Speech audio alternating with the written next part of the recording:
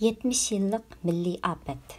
1969 yil 1 oktyabrdagi harbiy parad, haqiqiy ichki chaqiriq 7 minutda chekinib chiqish, Amerikaning qo'ldagi eng cho'ng ko'zlarini shiltib, Xitoyni Sovetning yadro hujumidan qutqizib olishi.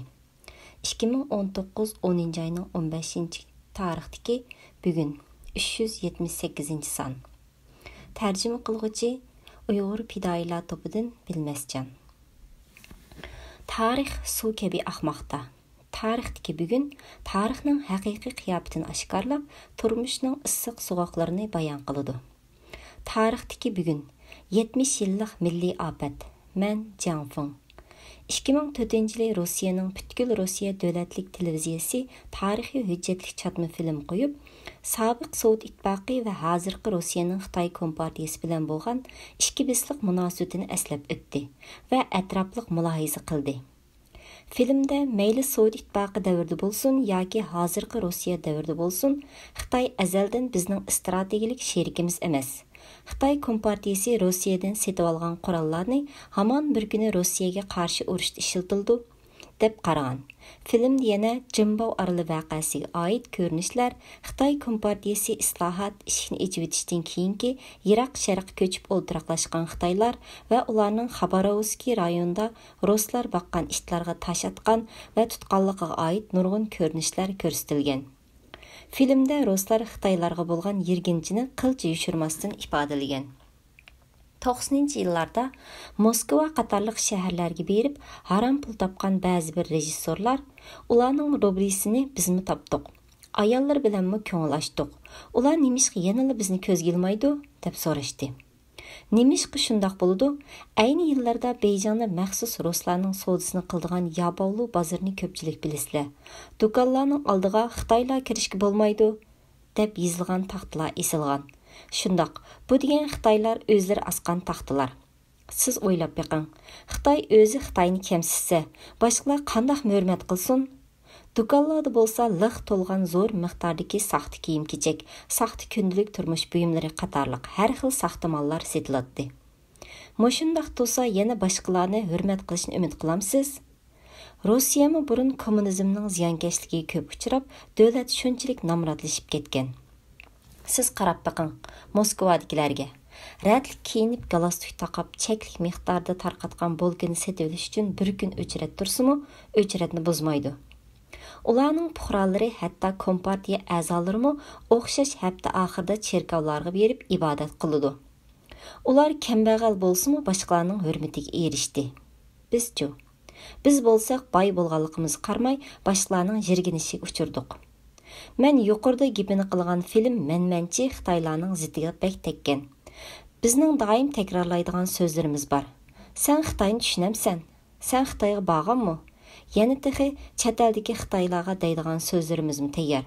Sen qancha yil bo'ldi Xitoyga qaytmag'ili? Sen hozir Xitoyni faqat tushunmaydigan bo'lib qapsan. Amaliyotda bu degan boshqalarni eg'iz ochirmaydigan majruh madaniyat. Xabarovskaga qaytib kelaylik. Biz bilamiz, Çin sulolasi shartnoma tuzib, yerini boshqalarga bo'lib berishga bek amroq.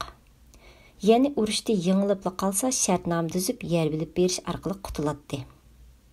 Hong Kongni boshqalarga bo'lib bergan Nanjing shartnomasi Xabarovskiy shartnomasidan 16 yil burun tuzilgan. Hozir Hong Kong qaytib keldi. Xabarovskiy birarsi ruslarning qaytirib kelishga petini olamdi. Xitoy hukumati hargiz petini olmaydi. Biroq petini oladiganlarmi yo'q emas. Kim demsiz? Yilliq Xabarovskiyning ko'chalarida boshqalar baqqan itlarni yeb, haraq ichib mast bo'lib olgan Xitoylar. Ichib mast bo'lganda shirkayib bo'lib so'zlaydi. Bu yer qadimdan tartibli Xitoyning zimini. Ozroq it go'shti yeb qo'yganga nima bo'pti? Bundaq shirkayib baturlar 50 yilning oldida batdi. Bundaq quruq dag'dug'i paydo qildigan vatanparvarlikning ozroq foydasi yo'q. Dal mushu burun Xitoy millatini vayron qilg'il tas qolgan. Butun dunyoni vayron qilg'ilimi tas qolgan. 1959 yili Sovet ittifoqining atamini Xrushev 1 oktyabrdagi harbiy parad vaqtida Tianmen ravaqida edi. Onundan keyinla ikki davlat bir-biri bilan dushmanlashishga boshlagan.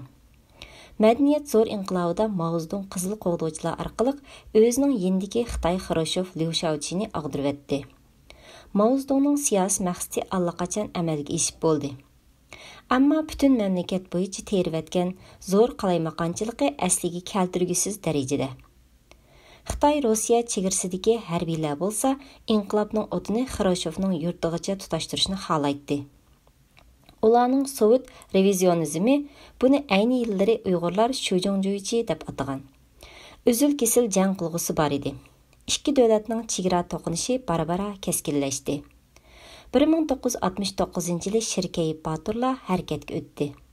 Xitoy harbiylari ikki davlatning chegarasiga joylashgan Jimbao oraliga yuqori ovozli yangratqularni o'rnatib, "Rus harbiylari revizionimizni tashlanglar, Maozdong yashsin" deb to'lagan. Rossiya tarafdagilarmi xuddi Xitoy harbiylariga o'xshash revizionizmning nimaligini bilmaydi. Shundaqdimi Xitoylarga qarshi yangratqu o'rnatgan. O çağlarda Stalin ölgəndən keyin şəxski çoqunuşqa yol qoyulmağaçqa, ular öz rəhbərinin ismini tilgə ilib, "Bernishev yaşsın" deb to'layolmaydi. Şoňa ular sizlarning oldinglardagilar öz vaqtida Xitoyni Yaponiyaning qo'ldan qutuldirib chiqqan Sovet qahramonlarining o'g'illari degan nihoyat uzun bir jumla so'zni to'lagan. Ularning da'vatqini ayni yillarda Sovetning sharqiy shimolga askar chiqargan vaqasi. Ular shundaq to'lashga jur'at qildi. Chunki Xitoylarning harbiy ta'lim-tarbiyasida Ruslarning sharqi shimolda qilgan zavodlarni bulash, ayollarga bosqinchilik qilishdek askarliklarni azaldan tilga olmaydi.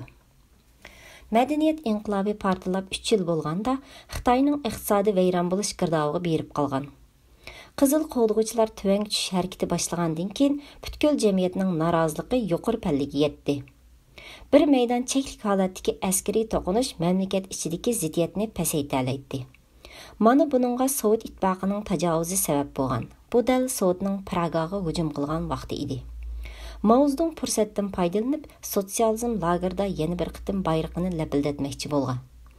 Amerikaliklar Chaushanda g'oyat zo'r harbiy tavakkilchilik qilgandan keyin Maozdong dunyodagi ikkinchi cho'ng davlat Sovet ittifoqi bilan urush qilishni qaror qildi. Jimbao orali urush operatsiyasi harning o'sini cho'vatganda qilatdi. Chunki urush o'qi etilish bilanla Sovet ittifoqi 50 dan ortiq diviziyani harakatga keltirdi va eng ilg'or qurollarni sapildi. Bu ilg'or qurollarning ichida yadro o'qbishi va uni ilib yuradigan raketalar bor edi. Uningdan sirt bu qitimqi urush operatsiyasida Sovet ittifoqi Xitoyga yadro hujum qilish planini bekitdi. Nishoni bo'lsa Jiuquan, Xichang qatorliq boshqariladigan bomba qo'yib berish bazalari, Beijing, Changchun, Anshan qatorliq muhim sanoat shaharlari edi. Keyin yozuvchi Salisbury o'zining Xitoy Sovet urushi degan kitobida Sovet armiyasi yadro hujum orqali Xitoylarni palach holatga tushirib qo'ymoqchi edi. Bronneviklashgan qo'shin orqali chaqmoq tezligida hujum qilib, bir necha kunning ichida Xitoyning jangovarligini butunlay yo'qotmoqchi edi, deb yozadi. Sovet ittifoqi Amerikaga o'xshamaydi.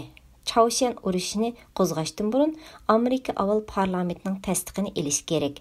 Uning ustiga urushda BDTning bayrog'ini ko'tarib urush qilish kerak edi. Bu urushda Xitoy kompartiyasi askar chiqarib, Amerikaning shunchalik ko'p askarlarini o'ldirgan bo'lsa-mu, Amerika Xitoyga yeniklik bilan hujum qilmaydi. Bu nuqtadan qaraganda Amerikani qog'oz yo'lvos deyishmi xato emasdi. Sovet ittifoqi Xitoy kompartiyasi bilan o'xshash siyosiy byurodagi bir qancha kishi maslahatlashibla urushni bekitalaydi. Jiddiy ahvollarda yadro urush qilishdanmi yonmaydi. Xitoylarning 10 yilda bir qitim cho'ng tabriklash oddiy asosan 1969-yili 1-oktyabrda harbiy parad o'tkazmoqchi edi. Qarang. U yoqda chegarada urush bo'layotsa, bu yoqda yana harbiy parad o'tkazmoqchi edi.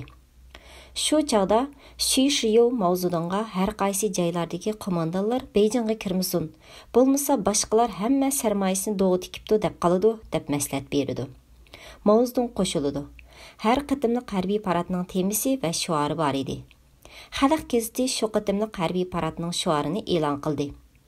U bo'lsin butun dunyo xalqi ittifoqlashib, har qanday jahongirlikning, sotsial jahongirlikning tajovuzchilikqa bo'libmi, atom bombasida qurol qilgan tajovuzlikqa qarshi turayli degandek mazmundagi 83 xatlik shuar edi.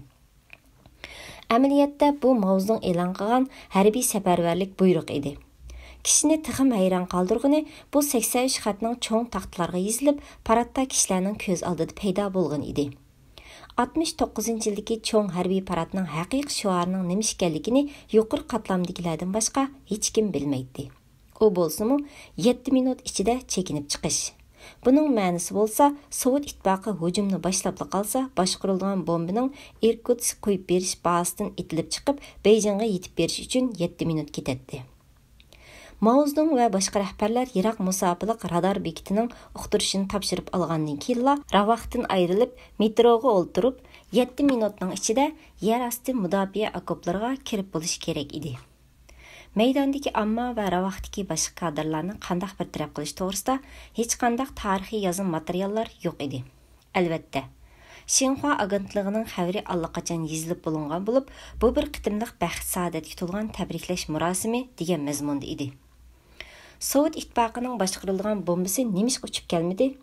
Amaliyotda Xitoy kompartiyasi bizni yo'qotmoqchi deb 20 yildan beri tillab kelgan Amerika jahongirligi yordam qo'lini sungan bo'lib, Sovetning yadro hujum plani barbod qilingan edi.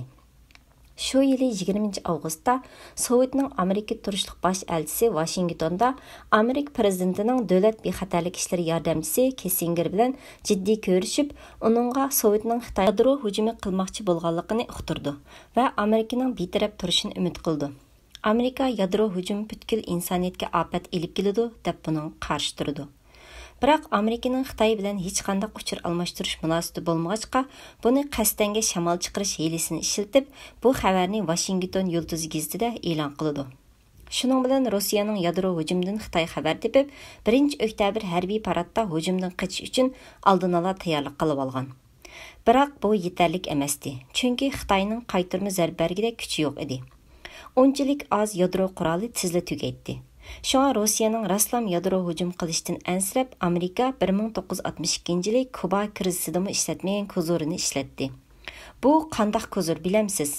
Amerika özlerining Sovet ittifoqi allaqachon maxfiyatlikni yeshib olgan maxfiy sifri orqali prezident buyruq chiqarib, Sovet ittifoqi Xitoyga yadro hujum qo'zg'asla, Amerika Sovet ittifoqining 134 shahar, harbiy baza va sanoat bazalariga yadro hujum qilib o'chirishdan iborat planini qasddan oshkorlagan.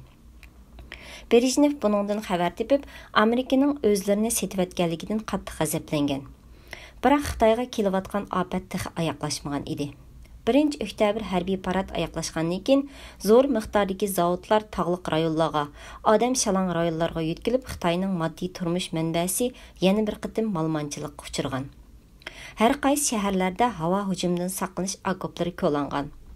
Maozdong okopni cho'nqur ko'lash, keng ko'lamda ashliq to'plash, zo'migarlik qilmaslik shuarni o'ttirib qo'ydi. Mushu sababdan kelib chiqqan iqtisodiy ziyon hisoblag'isiz darajada ko'p bo'lgan. Shu chaqlarda kishilarning markazning buyrug'i bo'yicha okop ko'lash vazifasi bo'lg'achqa radiolar yig'vilangan. Oldingi asrning 50-60 yillarida Xitoy intayin oz oilalarda qisqa to'lqinliq radio bor edi. 50-yillarda Xongdong markali qisqa to'lqinliq radioning bahosi 120 yuan edi. Odatdagi ishchining maoshi aran 30 yuan bo'lib, 4 oy yemay ichmay yig'sa ondan setib ola oladi. Onundan sirt qisqa to'lqinliq radioni setib olman debla setib ololmaydi. Kishilarning dushmanlarning radio programmalarini, ya'ni chet elning Xitoycha radio programmalarini, masalan, Erkin Xitoy ovozi, Amerika ovozi va BBC qatorliqlarni xalqancha anglashning oldini olish uchun idorasidan siyosiy masalasining yo'qligi, ishonchlik yo'ldosh ekanligi tunishtirilgan xat bo'lmasa, radioni setib olishga ruxsat qilmaydi. 1971-yili harbiylik turayotgan siyosiy jihatdan ishonchlik dushman radiosini anglamaydi deb qaralgan Wei Jingsheng yataq uyda Amerika ovozi radiosidan Limbiya o'ltirgan aeroplanning Mongoliyaning Undirxon degan yerda tushib ketib, pachaqlanganlik xabarini anglagan va darhol boshqa sabdashlarga aytgan. Jullay Limbiyaning o'lganlik xabarini 1973-yilga kelgandila ondan oshkorlagan. Maozdong o'zi ko'rsatgan izbosar bo'lgan bu muavin bosh qo'mondan nimish osiylik qilib qochidi. U yana Maozdongni qaslamak bo'lgan. Kishilar ilohlashtirib tasvirlayotgan Maozdong qanday qilib bir suiqasdchini izbosar qilib ko'rsatgan. Shuning bilan kishilar bu masalani o'ylash boshlagan. Limbiyaning o'limi Maozdongning ilohlashtirilgan obraziga dog' tushirgan. Limbiya o'lgandan keyin harbiy qismdagi va yerlikdagi amaldorlarmi zo'r miqdorda yo'qotilgan. Mana bu Xitoy kompartiyasining odatlangan kurash usuli. Odatdagi Xitoylar bu ishlarni tushunmaydi, hatto xiyolg'im keltirmaydi. Ular asosan qo'zoq qimi bilanla bo'lib ketgan. 1974-yili Limbiyoni tanqid qilish va Konzun tadqiq qilish to'lqini ko'tarilgan. Lekin kishilar nima uchun Limbiya bilan Konzning bir yerga qo'yilganligini bilolmagan. Partiya Markaziy komitet tanqid qilingandan keyin cho'qim to'g'rida.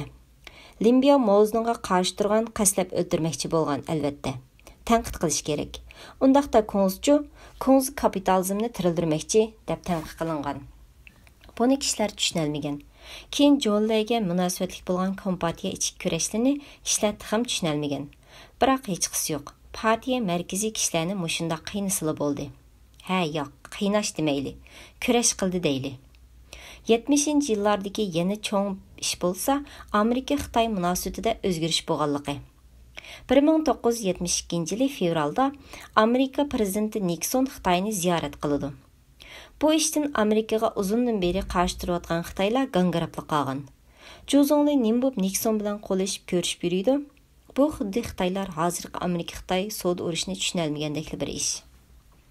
1975-yili Awazda Xenanning Jumadian shahrida zo'r balay afat bo'lgan bo'lib, 10 necha suv ombirining to'smasi bir kechada buzilib ketgan bo'lib, 230 ming odamning o'lishini keltirib chiqargan. Mana bu Xenan 75,8 to'sma o'rilish voqeasi. Xitoylar Tangshandagi tabiiy ofatni biladi, lekin bu qitimliq sun'iy ofatni bilmaydi.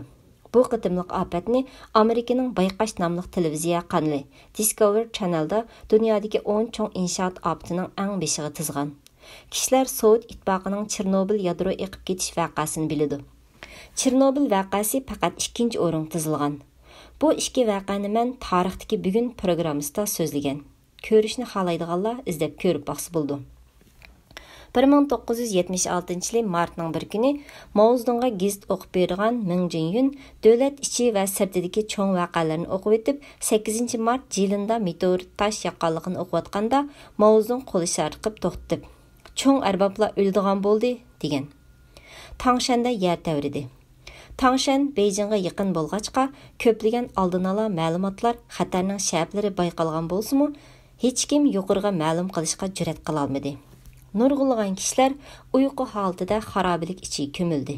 Yer gumurildi. Har holda osmon yanili bor. Ular faqat mavjushi bo'lsa, yan umid bor deydi. Osmonmi bir kunlarda o'rilib tushirmi? Osmon hargiz o'rilmaydi. Ammo bu odam o'ldi. 70 yillik milliy apet. Men Jangfin. Kelar qitim ko'rishayli. Ko'pchilikka rahmat.